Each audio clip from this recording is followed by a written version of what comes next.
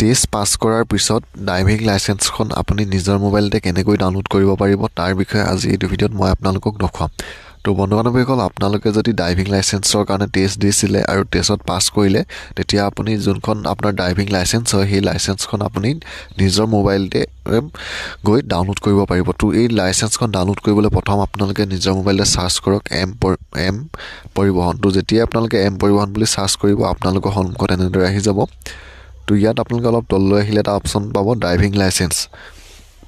তো আপোনালোকে driving লাইচেন্সত click কৰিব আৰু ড্ৰাইভিং লাইচেন্সত ক্লিক কৰাৰ লগে লগে পিছৰ পেজটো আপোনালোকৰ সন্মুখত এনেদৰে আহিব। তো ইয়াত প্ৰথম যোনটো ড্ৰাইভিং লাৰ্ণাৰ লাইচেন্সৰ অপশ্যন আছে, আপোনালোকে ইয়াত ক্লিক কৰিব আৰু ইয়াত ক্লিক কৰাৰ লগে লগে ড্ৰাইভিং লাইচেন্স ৰিলেটেড ছাৰ্ভিচ বুলি যোনটো অপশ্যন আছে ইয়াত ক্লিক কৰিব আৰু ইয়াত ক্লিক কৰাৰ পিছত আপোনাৰ ষ্টেটখন চিলেক্ট কৰিব লাগিব আৰু ষ্টেটটো আপোনালোকে চিলেক্ট কৰিব আৰু চিলেক্ট কৰাৰ পিছত আপোনালোকৰ সন্মুখত পিছৰ পেজটো এনেদৰে আহি যাব। তো ইয়াত আপোনালোকে স্ক্ৰিপত ক্লিক কৰিব আৰু স্ক্ৰিপ্ট কৰাৰ পিছত ইয়াত আপোনালোকৰ সন্মুখত এনেদৰে আহি যাব। তো ইয়াত আপোনালোকে ছেকেণ্ড যোনটো লাৰ্ণাৰ লাইচেন্সৰ কাষতে ড্ৰাইভিং লাইচেন্স বুলি এটা অপশ্যন আছে, আপোনালোকে ইয়াত ক্লিক কৰিব আৰু ইয়াত ক্লিক কৰাৰ লগে লগে অলপ তললৈ আহিলে চাব ইয়াত প্ৰিণ্ট ড্ৰাইভিং লাইচেন্সৰ অপশ্যন আছে, আপোনালোকে ইয়াত ক্লিক কৰিব আৰু ইয়াত ক্লিক কৰাৰ লগে লগে আপোনাৰ ড্ৰাইভিং লাইচেন্সৰ যোনটো এপ্লিকেশ্যন নাম্বাৰ হয় সেই এপ্লিকেশ্যন নাম্বাৰ আৰু ডেট অফ বাৰ্থটো আপোনালোকে ইয়াত দিব লাগিব।